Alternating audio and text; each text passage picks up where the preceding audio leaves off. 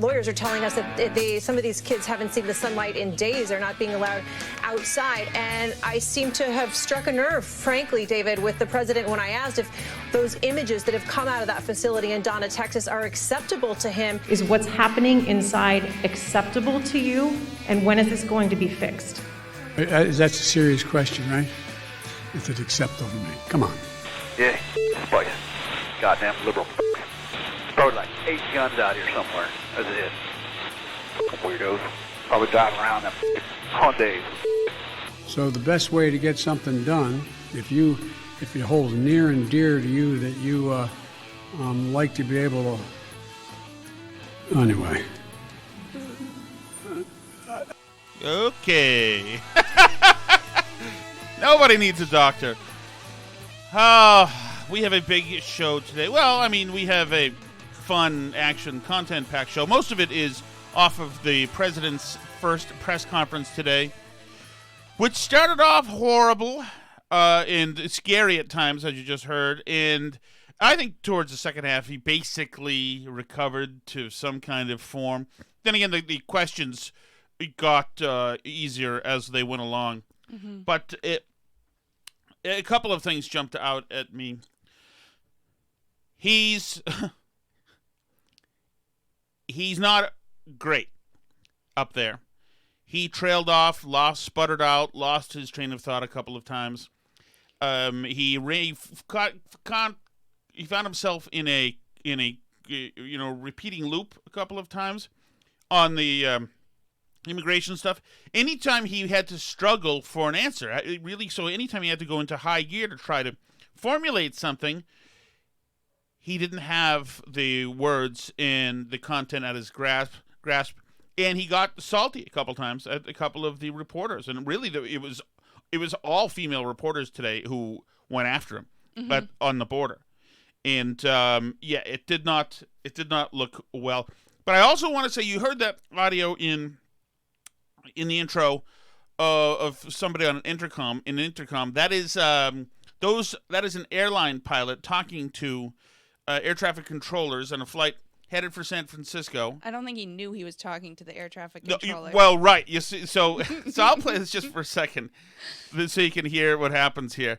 He holds his mic. His mic is keyed, so his mic is stuck on. After first, he sounds like a pilot, and they have normal conversation. Starboard is just 62 Gulf, radar contact mile southwest of Moffett. Cross San Jose midfield, maintain 1,500. Cross San Jose midfield, 1,500, 506 Gulf. That's air traffic control.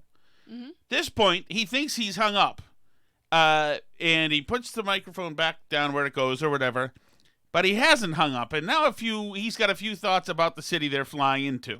Out of, I think. They're flying out of San Jose. Regardless, he's got a few thoughts on San Francisco. 101.3 is ready to go. Yeah, boy. Goddamn liberal. Probably like 8 guns out here somewhere, as it is. Weirdos. Probably driving around them Hyundais. He's got a problem with Hyundais, and we'll get back to that. This is under the same theme of the photog who had to put in the caption that the person giving him the vaccine or doing the vaccines was hot as bleep, and was also a Jewish American princess. You know, this is once again a message just for men, really, who seem to mostly have this problem. Guys, come on, we're gonna have to get better at a couple of things, and I understand here, but we're not gonna be able to get away with anything if we keep stepping in it like this. I mean, I'm watching a child of I don't know who it is. Everybody is prone to the hot mic moment. Even sometimes some people might say Alice Shattuck on the burn barrel. Gets caught on the hot mic sometimes and is taken advantage of that way. But so you're blaming the reporting, Alice. You're blaming the journalists attacking the fourth column. Is it fourth or fifth column? Whatever it is. Attacking the fourth column. That is vicious and not surprisingly what an authoritative dictator would do, which essentially you are in this house. I think people probably can glean that behind now. But that is why this is... This show is dedicated to Greg, who is our friend, and I believe listener, friend of Toast's, and a pilot who's a good guy, a great guy. Retired pilot, I think. I think he is. But and he because he's a pilot, and I was thinking, like, should we talk to him about this? And at some point, we're just gonna have to talk to him about all the cool stuff about flying, including this. I don't want to sully him in case. So, but the FAA is now investigating this guy because I guess you're not allowed to do other communications over their system. That's been flexible. Remember the guy had his cute kid on the plane about 10 years ago? Yeah, anyway, but I mean, I think for this, they want to go after him. Right. Well, yeah, he's problematic. Southwest has said that this is not the standards of conduct they expect from any of their employees. Yeah, and they're you don't looking get into on there and be it pro-gun. Right. Okay. But anyway, so Biden was out there today. He had some challenges, it's fair to say. So the best way to get something done, if it holds near and dear to you that you like to be able to, anyway, we're going to get a lot done. And if we have to, if there's complete lockdown and chaos as a consequence of the filibuster, then we'll have to go beyond what I'm talking about. Okay, hang on. Sorry. Oh, Singman. Yes, you're giving a press conference, sir. That's what those people are there assembled for. Another thing about the press conference if this is the days of preparation, that's a little scary. Another he's thing been doing practices and stuff. Well, another thing that's scary to me is that a lot of the media reports are already saying, this is great and unscripted. The guy had a notebook with him. Mm-hmm. I have never seen that. I've never seen a president carrying a notebook with him to read off of. And actually, when he gets a question about Korea, he reads this. What you're about to hear, he's looking down, reading line by line. Mm-hmm. And he actually left his notes out there. And, of course, the photog took a snapshot. And it's the script. Mr. President, overnight we learned that North Korea tested 2 ballistic missiles. What, if any, actions will you take, and what is your red line on North Korea? Opens the book, starts a reading. Let me say that, number one, UN Resolution 1718 was violated by those particular missiles that were tested, number one. We're consulting with our allies and partners, and there will be responses if they choose to escalate. We will respond accordingly. Yeah. He still doesn't sound great, even reading. No, he doesn't. He's breathing heavily, and there are long pauses in between the bits Yeah, of this stuff is a tough time. And there was a photo spray yesterday during a cabinet meeting. Mm-hmm. And during Biden's just starts the meeting while the press is still there. So he goes to his chief of staff, Ron. He's saying, Ron, who do we turn to here? And Klain has to say, sir, maybe we should start this when the press leaves. Now we're going to get down to business here, and Ron, who am I turning this over to? Well, thank you very much, Mr. President.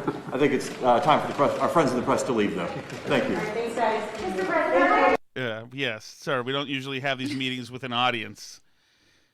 Trump actually did have a few with an audience. They were really cool and interesting. Yeah. I was hoping they'd all be open, but it wasn't going to happen.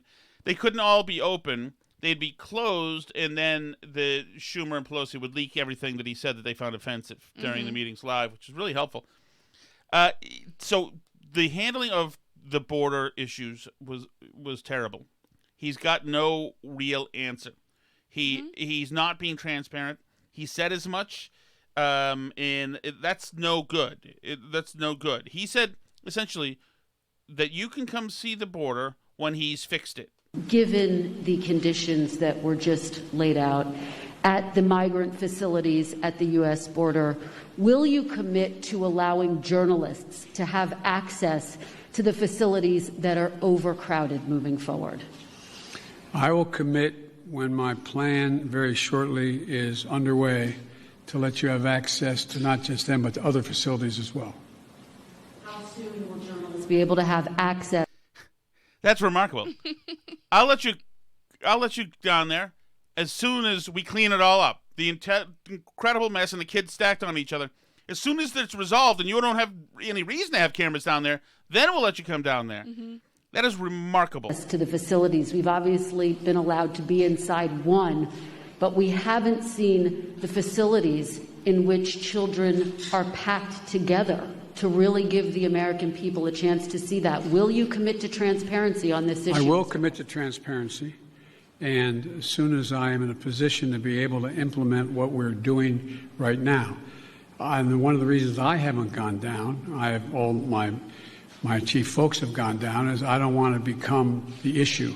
I don't want to be, bringing all the Secret Service and everybody with me. Yeah. Mostly you have nothing to do there because you don't know what's going on there either, frankly. That's mostly why he hasn't gone down, is because he has no idea what he's doing with the border right now. Well, right. Well, and he can't go down there and have the traveling press with him. Right. That would be disastrous. So it's just a bad deal altogether. Cecilia Vega was probably the best reporter here today. Although there were a few, like you said, it was 3 women who really did a great job. But she asks a question to him. He keeps fending off blame. Actually, I'll play this first. He keeps fending off blame from himself, saying they're not coming because they think it has nothing to do with me. Well, look, I guess I should be flattered. People are coming because I'm the nice guy. That's the reason why it's happening. That I'm a decent man, or however it's phrased. That that's why they're coming, because Biden's a good guy. Truth of the matter is, nothing has changed. As many people came, 28% increase in children to the border in my administration, 31% in the last year in 2019 before the pandemic in the Trump administration. It happens every single solitary year. So it doesn't.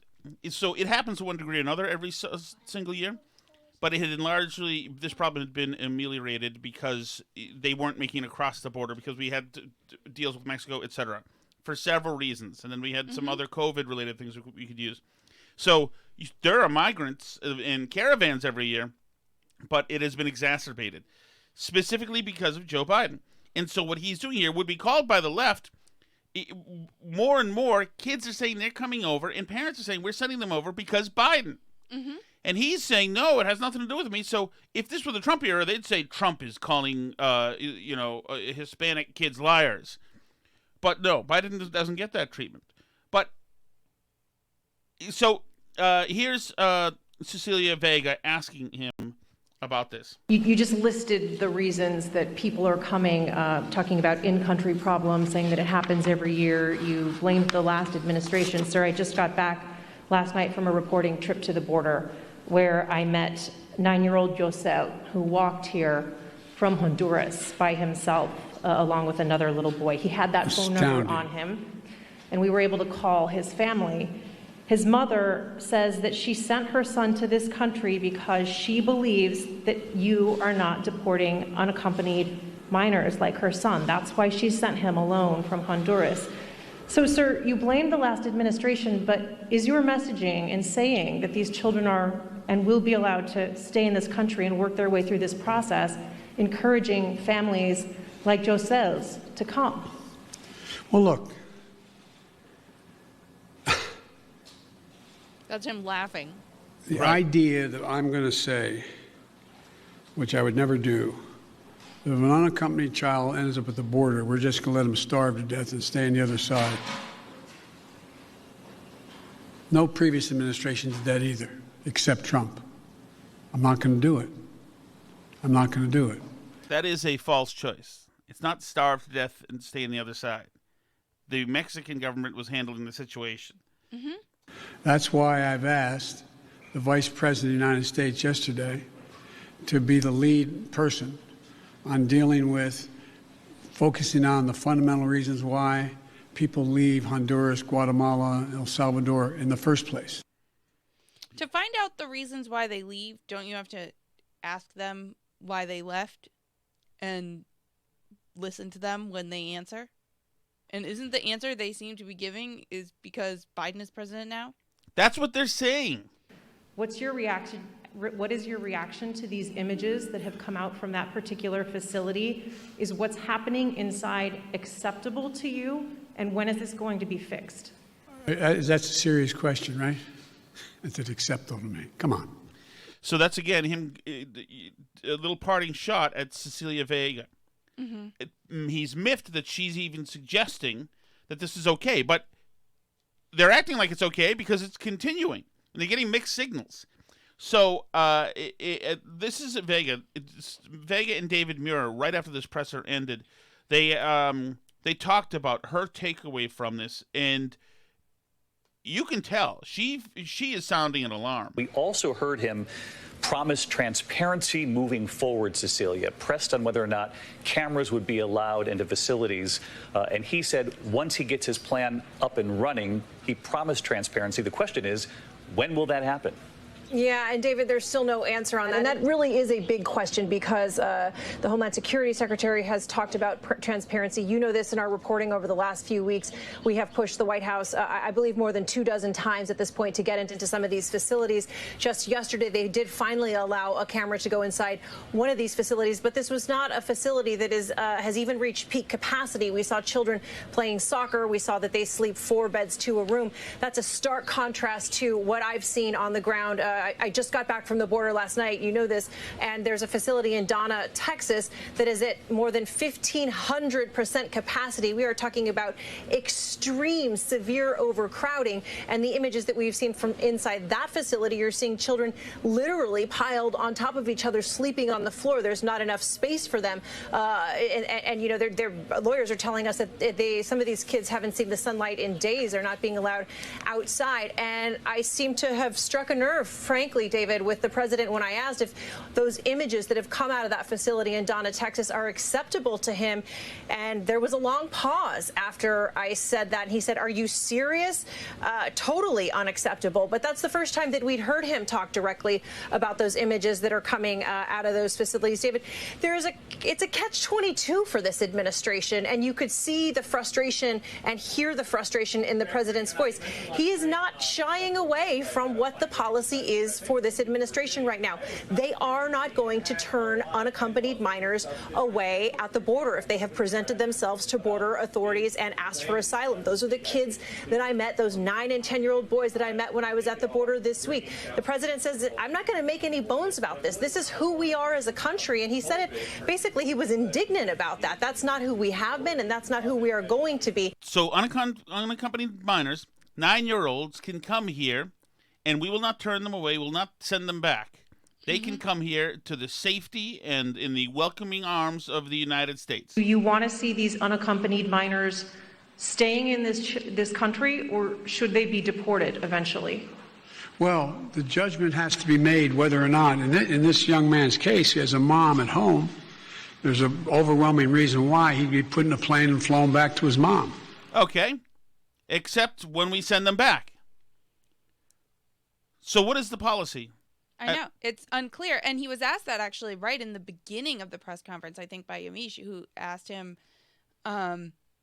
you know, what is the difference between the families that are getting sent back and the families that are staying? How are you deciding?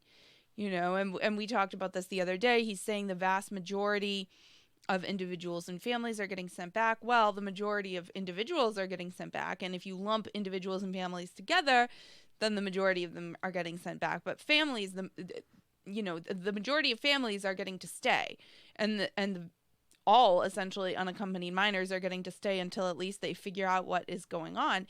And it's an ironically bad policy because it seems like such a nice thing. Oh, we're not going to turn away the children. Mm-hmm. They're all alone. We don't want them to starve on the other side of the border. Which is a nice sentiment, but unfortunately it has a terrible impact because then we end up with 9-year-olds showing up here alone who don't have relatives in the United States, apparently, that, you know, and those are the people that require the absolute most services from us. We'd be better off if their parents came with them because at least their parents could come and, like, get a job and take care of their own kids, you know? It's like the absolute worst incentive to be incentivizing people to send kids alone, to be telling people that, and it's dangerous for the children. Kids walking 600 miles? A 9-year-old. That's what she said. A 9-year-old walked from Honduras by himself. I mean, the fact that they're incentivizing this to happen, they're encouraging this to happen because the policy is that adults get turned away and kids get to come in. If that's the policy, then people are going to send 9-year-olds by themselves. And that's terrible for the kids. It's terrible for us to deal with as a logistical problem. Look at how much they're pouring into this border crisis right now. We have HHS, CPB, and FEMA all down there running tons of things. We spent $86 million on hotel rooms the other day to put people in because we were out of space. It's unbelievable what this is costing in terms of manpower, energy. He talked in this press conference about we're pulling HHS people off all these other duties. Does it occur to anybody that there's any other health crisis going on that affects American citizens right now that we need HHS to be on? Anybody? Is there any, major vaccine rollout happening or anything like that? Or no, should we be pulling all the HHS people off other tasks and diverting them all into handling a migrant crisis that's completely of Biden's own making? Since we're putting Kamala in charge of this, why don't we send down Fauci to be her wingman? Let's go to the first question you asked, the first of the second questions you asked, and that is, what about dealing with families? Why are some not going back? Because Mexico is refusing to take them back. We'll fact check that at some point. Mm-hmm. Well, and even if isn't that Mr. Dealmaker Trump got Mexico to keep people there while they were applying for asylum, rather than having them all show up here and us having to put them up in hotels? They're saying they won't take them back, not all of them. We're in negotiations with the president of Mexico. I think we're going to see that change. They should all be going back, The only people we're not going to let sitting there on the other side of the Rio Grande by themselves with no help are children. And what we're doing there, and it's an important point to understand. I know you understand it. I don't mean to say it that way. An important point to focus on. The vast majority of people under the age of 18 coming to the United States come with a telephone number on a wristband, or come with a telephone number in their pocket in the United States. A mother, a father, a close relative, a grandmama or grandpa. What was happening before is it's taking literally weeks and weeks and maybe even months before anybody pick up the phone and call to see if there really was someone there. Well, it comes with a phone number on the kid's hand, and you call it, and that's mom saying, yeah, I sent him because Joe Biden wants him. Set up a system now where within 24 hours there's a phone call made as that child crosses the border. And then a verification system being put in place as of today to determine quickly whether or not that is a trafficker being called or that is actually a mom, a dad, and or a close relative. Great situation. Yeah, isn't this exactly the thing we had with Trump with the quote-unquote family separation, where Trump was and his Border Patrol were saying, we don't know if the people coming with these kids are really their parents, so we have to determine that before we just let the child stay with somebody that might be a human trafficker? I mean, isn't it hello? Trump policies all over again. Oh, the Remain in Mexico policy is back. The make sure the child isn't being escorted by a trafficker policy is back. The, piling kids into facilities policy is back. Maybe Trump was onto something? I don't know. All right, let's get to a couple of other things, other questions, and maybe we might get back to immigration. One reporter wants to know when finally, in the wake of all these tragedies, something can be done about guns. Mr. President, sorry, I know you haven't had a chance to address the tragedies in Georgia and Colorado. You had said to stay tuned for actions that you might take on gun control. Wondering if you've made a decision either about sending the manufacturer liability bill that you had promised on day one to Capitol Hill, or executive actions like going after ghost guns or giving money to cities and states to battle gun control. All the above. It's a matter of timing. As you've all observed, successful presidents better than me. wouldn't a couple of mass shootings move up this action item in the priority list? Well, it's just funny because if he has a secret, if he knows the special way that he as president by executive action can stop mass shootings, then maybe the timing should be before mass shootings happen. Yeah. You would think, but but the truth is he knows and we know and the reporters all know that nothing he's going to do as an executive action is going to stop a single mass shooting anyway. So it doesn't matter when he does it actually because none of it's actually going to affect anything. All right. On the Republicans trying to change voting laws in states. I'm talking about voters. And so I'm convinced that we'll be able to stop this because it is the most pernicious thing. This makes Jim Crow look like Jim Eagle. I don't know who worked that line out with him, but I would have shelved it. Jim Eagle? What? I understand that crow's a bird and an eagle's a bird, but that's not... Maybe he's saying that it's like patriotic. Like this is so unpatriotic that compared to Jim Crow. No, he's saying the Republicans are doing... The Republicans are doing is much more bigger than Jim Crow. Yeah. Not better than Jim Crow. No, but because he says it makes Jim Crow policies look like Jim Eagle. He's saying it's worse. Yes, so he's saying because what was just a small non-raptor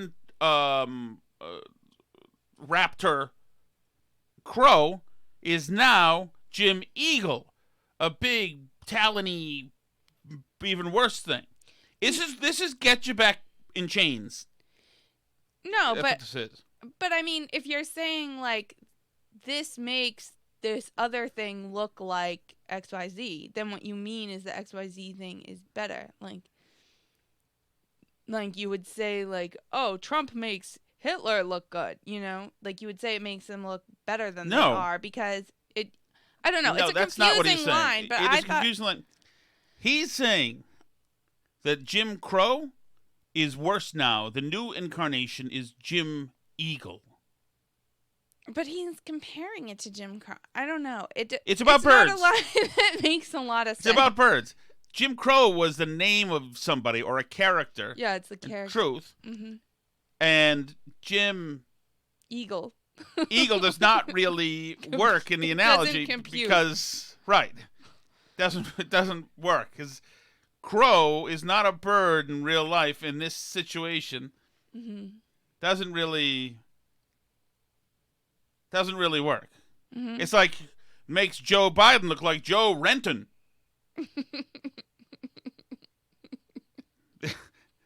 It also doesn't work.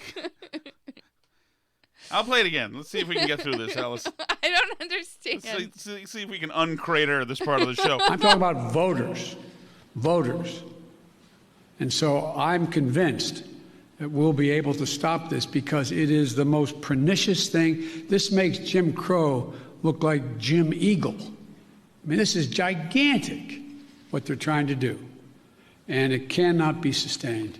And do everything in my power, along with my friends in the House and the Senate, to keep that from becoming the law. Usually you use an analogy to make things clearer.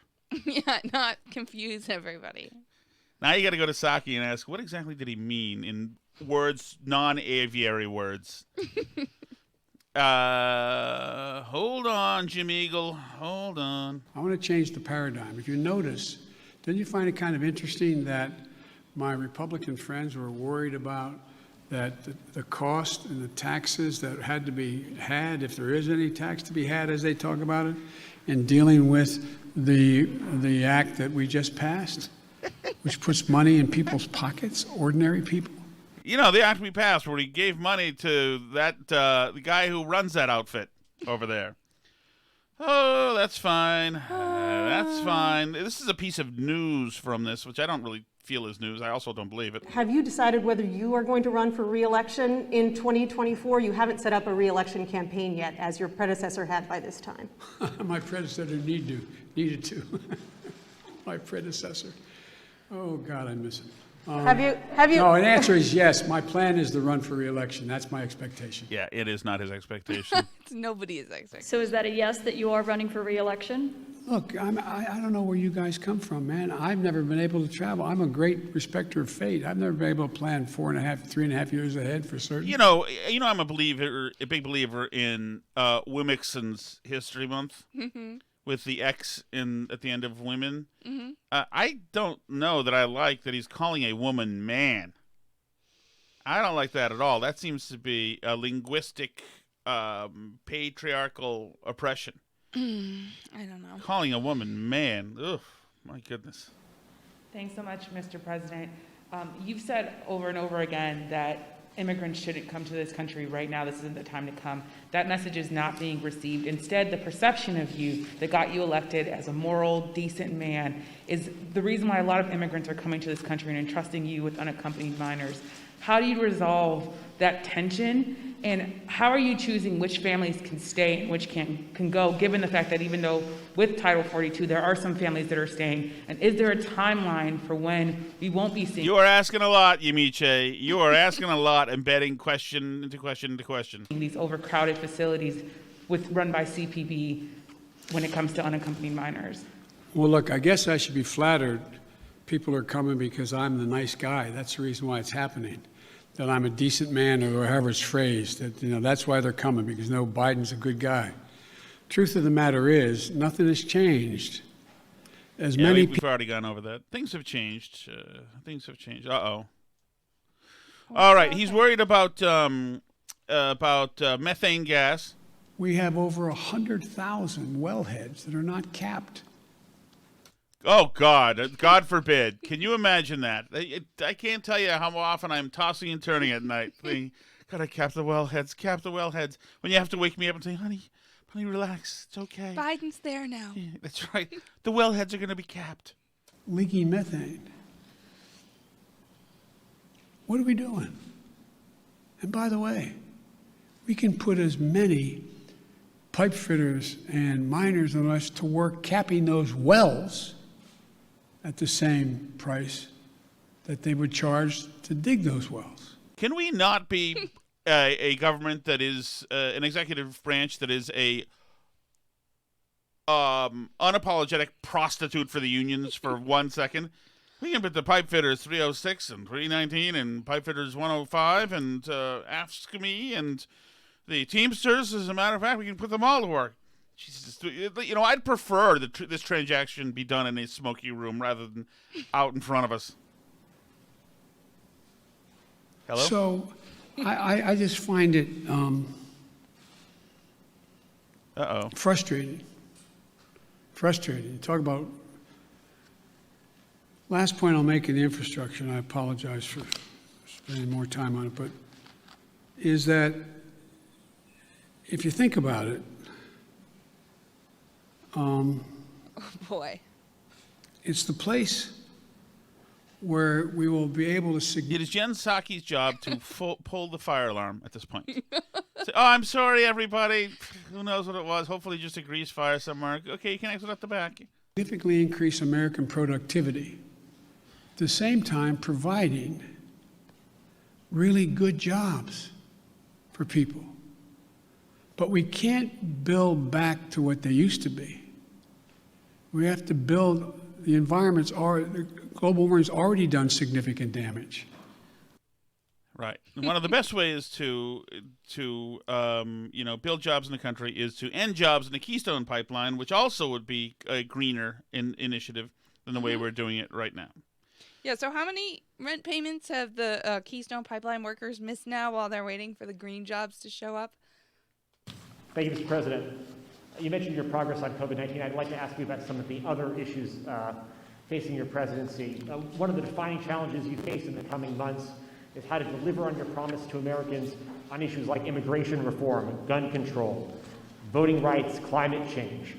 All of those right now are facing stiff, united opposition from Republicans on Capitol Hill. How far are you willing to go to achieve those promises that you made to the American people? Well, I'm good. Look, when I took office, I decided that it was a fairly basic, simple proposition, and that is I got elected to solve problems. And the most urgent problem facing the American people, I stated from the outset, was COVID-19 and the economic dislocation for millions and millions of Americans. So I opened the borders and told kids to come over and dismantled all the Trump stuff with executive orders in the first week. That's why, because of COVID. Without a plan on how to handle it when I dismantled all the Trump stuff, without a plan B, without any kind of safety net there whatsoever, because I was just going to work on COVID. No, the problem is that they worked on everything. They threw a tsunami of executive orders at people, hoping that the press couldn't cover them all, and because of hubris, arrogance, and incompetence, and this is what we get. There's going to be fallout for every single one of these executive orders where it was not thought through. It was just considered victories and a yoke to wacko progressives and special interests. And now we're seeing what happens when you do this, and it's ill-conceived. But this is the fist bump administration is back. This is about fist bumping. Yeah, believe it or not, there are advantages to having a system where things get deadlocked in Congress and people fight over them and pull out every little detail and talk to the press about it and why it's good or why it's bad and argue about it between the opposition and the support for every little thing. There's a reason why we run all our legislation in theory through that process, and we don't do everything by executive order, because if you make 50 executive orders in your first week or whatever he had there, then you risk not fully thinking through the consequences of what will happen if you do X, Y, Z all of a sudden with no plan for how to deal with it, right?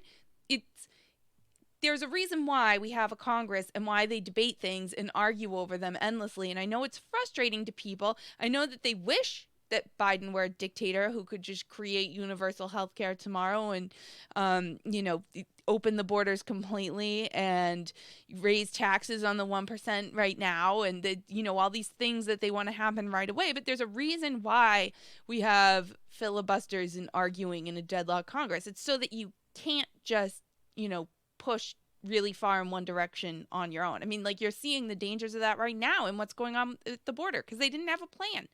They just undid everything Trump did without having any plan in place. Just looking at this NBC news piece. Sesame Street has 2 new Muppets, a black father and son, in an effort to help children understand racial literacy. In the promo, Elmo asks why Wes's skin is brown. His dad Elijah explains how, quote, how the color of our skin is an important part of who we are, end quote. Wait, what? Yes. That's not what I was taught about skin color as a child. Maybe you see. Okay, that's great. That's not exactly what I recall Martin Luther King saying. Let me see. That's what we've got here. The color of our skin is an oh my important goodness! part Sesame of who Street we and are. communities. Sesame Street and communities, racial justice coming together. The ABCs of racial literacy. Okay, here's is this Grover? Cooking Grover? So this is Elijah and what's his dad? The dad is Elijah. I forget what the Elijah kid is and Wes. Okay. Elijah and Wes. Hold on. Where are we? Elijah and Wes. At the top of the tab is a picture of Elmo smiling, and next to it the title of the tab is racial justice. Okay.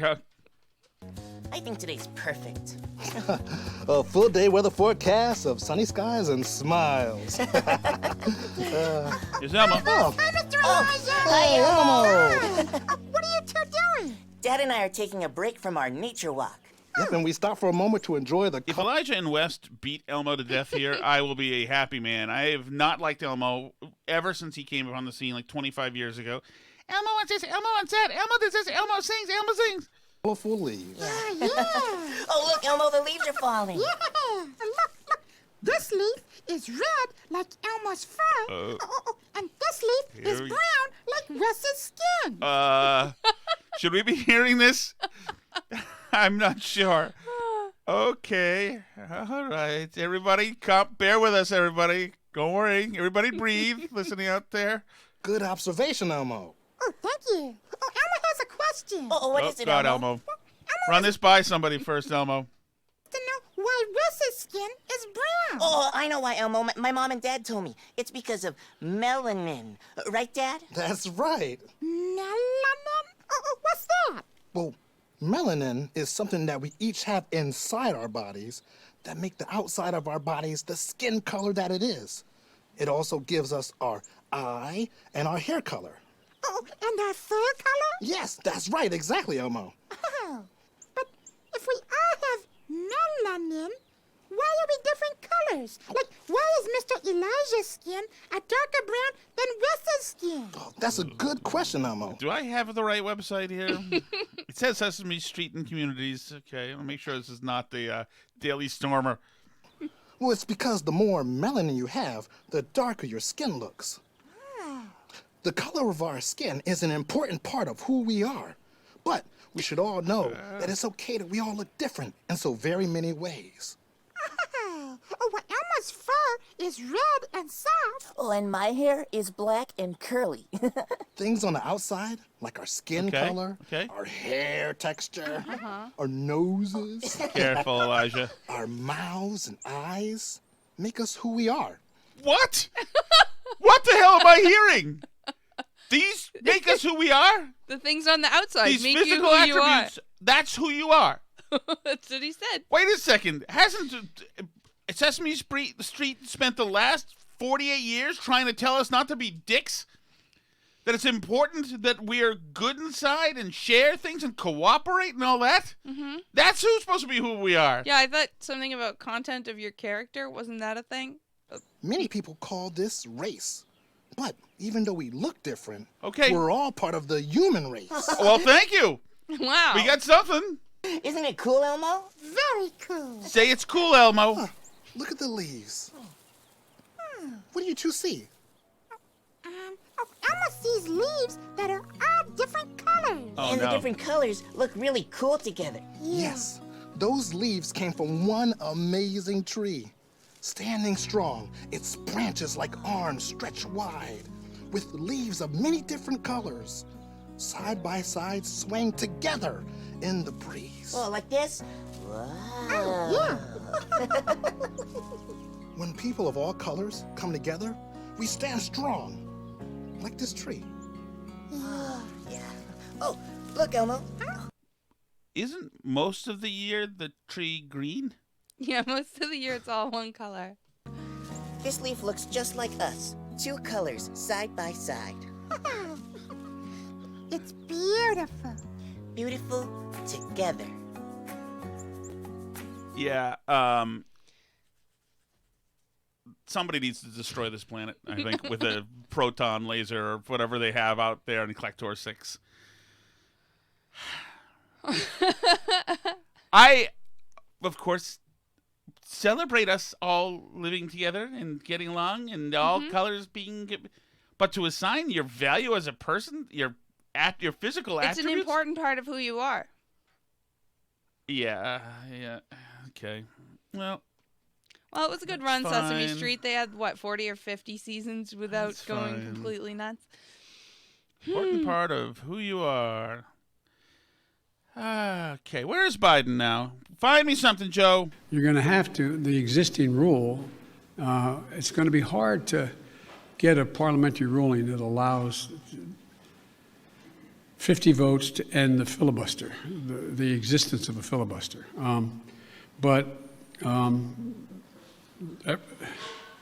It's not my expertise in what the parliamentary rules and how to get there are. No That kidding. is helpful. Yeah. Just very quick You only got follow-up. another hour now, okay? Okay, that's Shecky Biden doing his best jokes with the reporters. Of course, he spent most of his time just blaming Trump. First of all the policies that are underway were not helping at all. Did not slow up the amount of immigration and as many people coming. He didn't have hordes of teenagers walking from Guatemala wearing Biden T-shirts under the Trump administration. Right. The policies were helping, as a matter of fact. Yeah, I think we have a record high number of kids now in whatever government agency facilities. And he did that a couple times during the press conference, actually. He was like, oh, we need to get them out of the CPB facilities. That's where, that's no place for kids. We need to move them onto HHS facilities. And that's where, it matters, who cares which department of the executive branch they're under? The point is, you have now over 16,000 young people here. And what's the plan?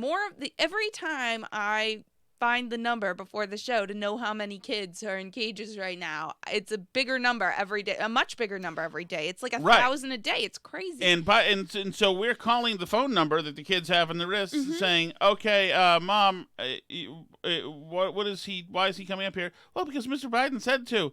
All right, well, we're going to send him home." Dial tone. They're not interested. Yeah. Great. Okay, so that'll do it for Joe Biden today. But let's get back to the Southwest flight. Southwest flight, where the pilot thinks that the microphone is off, whatever the CB, whatever it's called, but it's still keyed, and he says some colorful stuff. Starts out clean. Golf radar contact mile southwest of Moffett, crossbows in midfield, maintain 1,500. Crossbows in midfield, 1,500, 5060 Golf. 21.3 is ready to go. Yeah, spice. Goddamn liberal. Probably like 8 guns out here somewhere. That's it. Now listen closely. At some point, the air traffic control tells him that there's a hot mic. Weirdos. Probably driving around them Hyundais. Took an odd turn. Attacking Hyundais, although I don't know if going after Asian manufactured vehicles is correctly timed, as Mr. Biden would say. Lower. Go slow as. And last calling on tower, that's 124.0 hot mic. If you don't have 124.0 hot mic. balls unless you're fucking rolling coal, man. God damn it. He's very angry. This is an angry pilot. Southwest 531 is ready to go. Southwest 531, tower runway 30 right, clear for takeoff. Clear for takeoff, 30 right, Southwest 531.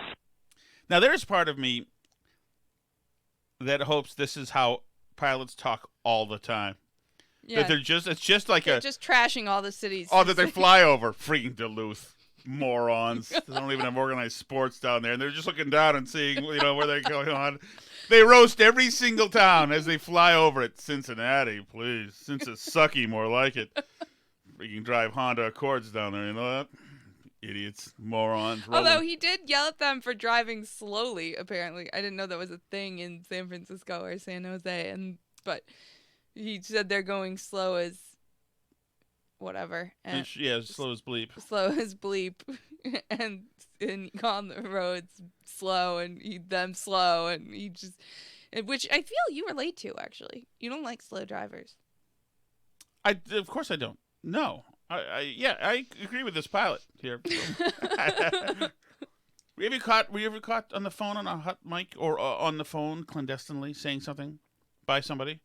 Were you ever caught saying something that you thought was private between one person and then you said? Only by Tom Shattuck. Likes to put some of the things that you've said recently before and during the podcast. Before when we're testing and stuff. I didn't make you say what you said yesterday. So my best friend, audio. By the way, who's the same guy, my best friend growing up, who's the same guy. As the out of 5 guy? Out of 5 guy. On my Substack, by the way. Oh, yeah. TomShattuck.substack.com.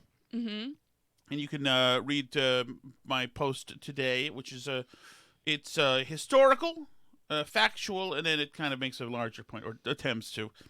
But you can be the judge of that. Yeah, so you can go on Substack since you can't read Tom in any physical newspapers anymore. Yes, correct. I've been deplatformed. No, I have not been deplatformed. So he's now on Substack, which trans journalist and activist Parker Malloy called a bigot factory on Twitter in the last I'm now a factory hours. worker At the on bigot Substack. factory because they dare to host people who she feels are anti-transgender. So that's they're a bigot factory. So here's the deal. I was on the phone with him in the 80s, like 1986. So we were like 13. John, my friend. Mm-hmm. And we were like razzing each other. Like 13 years old. Peak punkness, 13 years old. And I said, "Where's your sister, the B word?"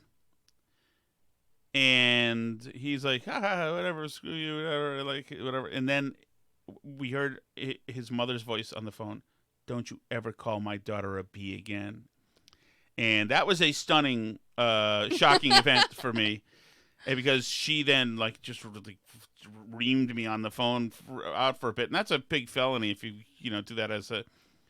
moms don't like when you call daughters that. And it's just... Yeah. So anyway, so that was it. And so I've since then tried to be a little more careful on the phone, by the way. And Lisa is not a B. It never was, really, actually. She was quite nice, but we were just 13-year-old jerks. Any action items, Alice? Or we've been pretty much all Biden. Don't you don't have to look if you don't have any. I have a couple tiny things because you're not going to use the language you used yesterday. No. Oh, okay. No, good. of course not. Some of us are still reeling from I that. was reading an elected official's poetry. You got into it, is what I've heard from many listeners. You were enthusiastic about it. Okay. Prince Harry has another job. This one might be a volunteer position. But he is going to be joining the Aspen Institute with Katie Couric on its Commission on Information Disorder. So he is going to be combating online misinformation with Katie Couric. He's getting plenty of gigs. I'm all for that. Hold up. Wait a minute. Your family cut you off? Yeah. In the first quarter of 2020. Poor guy. Well, 2021, or fiscal year 2022 will be a better year for him. I think so. I think he's going to get a lot of gigs. Biden gave a lot of shout outs to the unions today. He also, in the past, has specifically uttered words of support for the Amazon employees in Alabama who are working on trying to unionize. And Amazon does not like their employees trying to unionize. It's not something that they want to become a trend across the country, certainly. So they have gotten in a Twitter fight with Bernie Sanders about their people unionizing, because obviously Bernie Sanders supports people unionizing. So one of their CEO was yelling at Bernie Sanders on Twitter saying, "I welcome Senator Sanders to Birmingham and appreciate his push for a progressive workplace. I often say we are the Bernie Sanders of employers.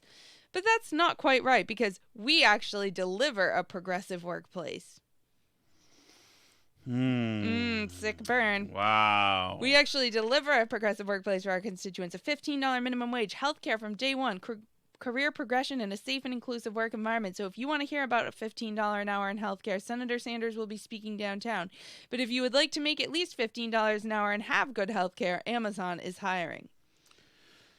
Wow. Good for Amazon. Pushing back against the man. Well, if you want to get... yes, you can check out tomshattuck.substack.com. If you would like to get in a Twitter fight with us, the correct handle is @BurnBarrelPod. You can also find us at Facebook.com/BurnBarrelPodcast. We're on YouTube, too. You can fight with us on all our platforms. That's Tom Shattuck's Burn Barrel on YouTube. You can comment. You can like the videos.